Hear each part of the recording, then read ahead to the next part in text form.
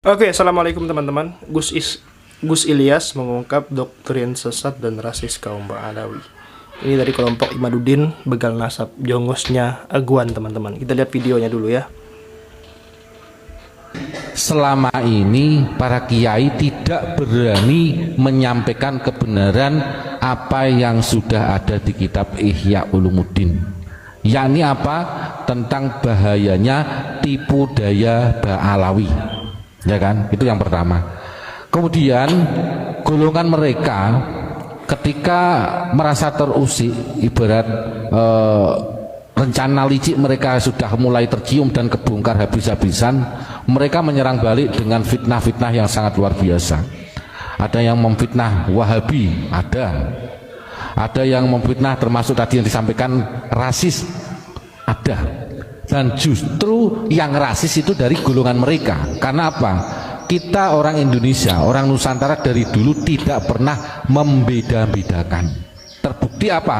Di sini Indonesia ada Bhinneka Tunggal Ika.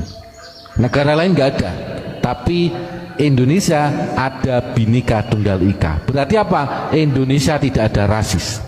Justru yang rasis adalah dari para imigran-imigran Yaman yang cucu-cucunya sekarang itu saat ini menebar rasis. Contoh, Ane Duriyah Rasul, kamu harus cinta sama Habib Rizik, ini seorang wali. Ini kan goblok ini namanya. Ini penyesatan ini. Ini siapa yang ngomong? Itu ada videonya di YouTube. Namanya Habib Novel Al Idrus. Itu Solo. Sedangkan dia sendiri di Solo itu numpang. Tetapi lupa ketika dia ibaratnya dikasih hati jaluk rempelo. Iki kalau orang Jawa, Pak.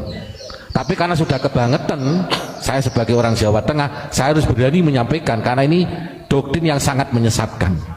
Kalau seorang wali jelas selalu mendoakan kebaikan kepada setiap umat atau makhluk ciptaan Allah. Itu salah satunya. Lah kan bisa dilihat, wong doanya saja itu semua jelek kok, ya kan? Bahkan ingin menghancurkan negara Indonesia, selalu melawan pemerintah. Kok dianggap wali? Ini sekolahnya di mana? Indonesia, tanah Jawa ini sudah gudangnya wali, bro. Betul Pak Ibron? Hampir setiap desa ini banyak walinya. Tetapi karena doktrin-doktrin mereka itu ingin menenggelamkan termasuk Wali Songo, Duriyah kerajaan, bahkan sampai ke ulama-ulama Nusantara. Contohnya, mohon maaf, di area makam Sunan Bonang, ya kan, dulu tidak ada makam namanya Habib Al-Jufri, Al-Kaf atau Al-Siapa. Tapi pada saat ini kita kecolongan di area makam Sunan Bonang. Di situ ada banyak makam Habib. Sedangkan Duriyah Wali Songo, Duriyah kerajaan, saking takzimnya saja tidak berani meminta dimakamkan di lokasi area makam Sunan Bonang. Betul Pak Ibron? Nah, ini kalau tidak kelakuan orang-orang Yahudi nggak mungkin. Kalau orang Nusantara pasti ada namanya tata krama dan etika. Tetapi pada saat ini Nusantara sudah cerdas semua, termasuk mereka bahkan ibaratnya ada doktrin kalau tidak mencintai Habib kafir. Ini doktrin sesat, nggak masuk surga macam-macam. Lah ini kan doktrin-doktrin yang menyesatkan.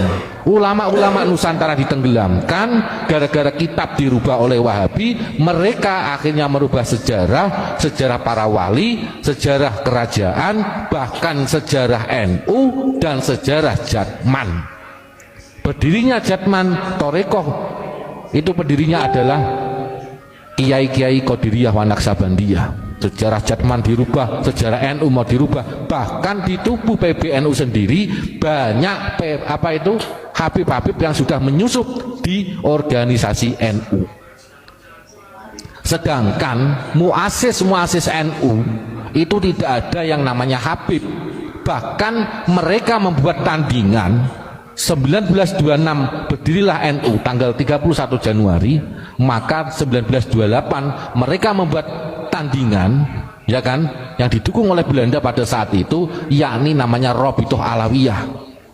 Kok sekarang ada doktrin antara kiai dan Habib tidak bisa dipisahkan dari dulu? Ketemunya di mana? Mereka justru malah memisahkan diri.